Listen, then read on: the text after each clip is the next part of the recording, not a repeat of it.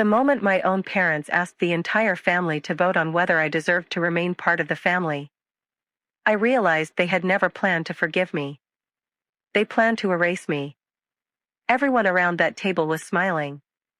Until I placed one sealed envelope dated October 14, 2017 in the middle of the table.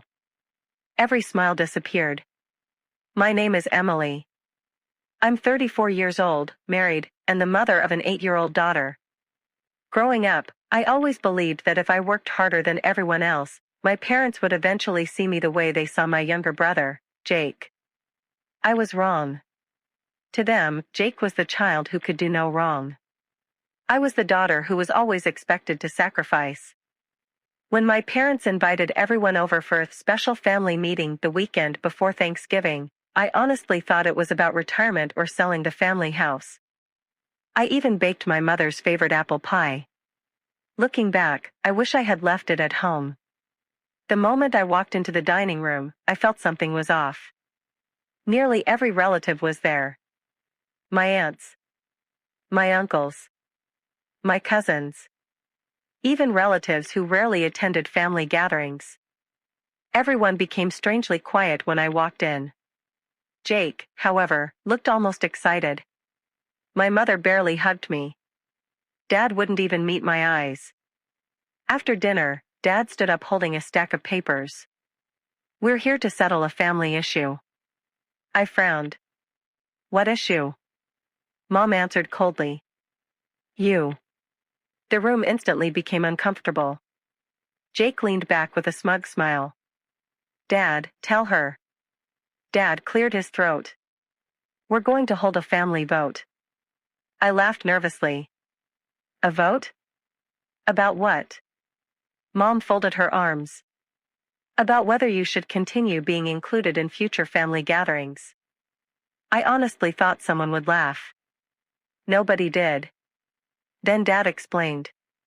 "You've created too much division. You refuse to support your brother. You only think about yourself." My heart started racing. This was about money. 6 months earlier, Jake had asked me for $50,000 to rescue yet another failing business. I refused. Not because I didn't love him. Because my husband and I had spent years saving that money for our daughter's education. Apparently protecting my child made me selfish. Dad placed small slips of paper on the table. Write yes if Emily should remain involved with the family. And no if she shouldn't. One by one. My relatives voted. Some looked ashamed. Others avoided looking at me. When the votes were counted, only my Aunt Carol and one cousin voted yes. Everyone else, including my own parents, voted no. Mom smiled as though justice had been served. "I hope this teaches you humility." I felt my entire world collapse. 34 years of trying to earn their love. Reduced to folded pieces of paper. I quietly stood. So this was planned? Jake smiled. For almost a month. That sentence hurt more than the vote itself. They had spent weeks organizing my public humiliation. I picked up my purse and started walking toward the door. Then I remembered something. A sealed envelope. It had been sitting untouched inside my home office for years. For some reason, I had thrown it into my purse that morning while cleaning. I slowly pulled it out.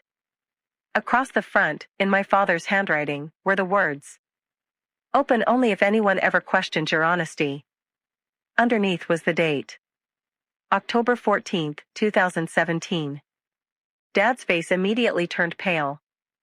"Where did you get that?" "You gave it to me." I don't remember." "I do." Back in 2017, Dad had suffered a mild stroke. For nearly 5 months I quietly managed everything.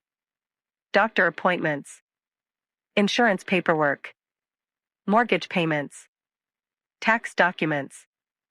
I even drove him to physical therapy 3 times every week while working full-time.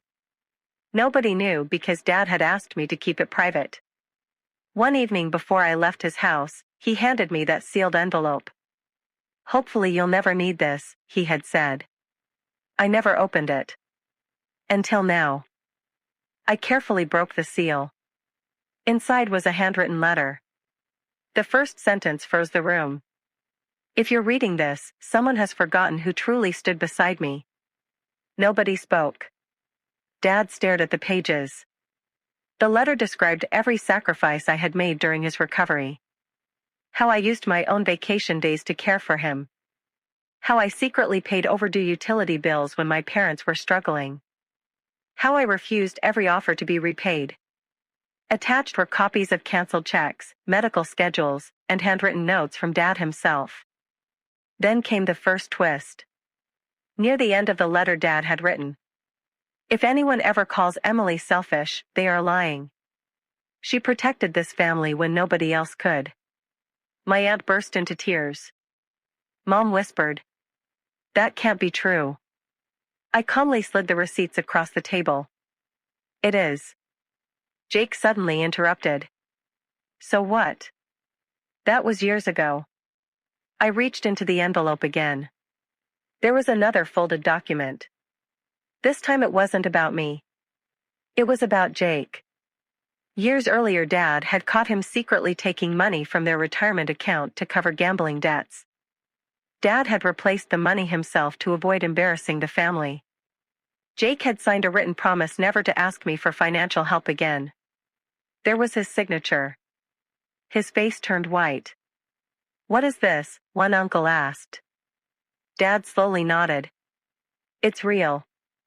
Jake tried grabbing the papers. Dad stopped him. "No." Then came the biggest twist. Dad looked at me with tears in his eyes. "My stroke damaged parts of my memory. I remembered you helping. But your mother kept telling me Jake did most of it." He turned toward Mom. I believed her. Mom immediately defended herself. "I was protecting our son." Dad shook his head. "No. You were sacrificing our daughter."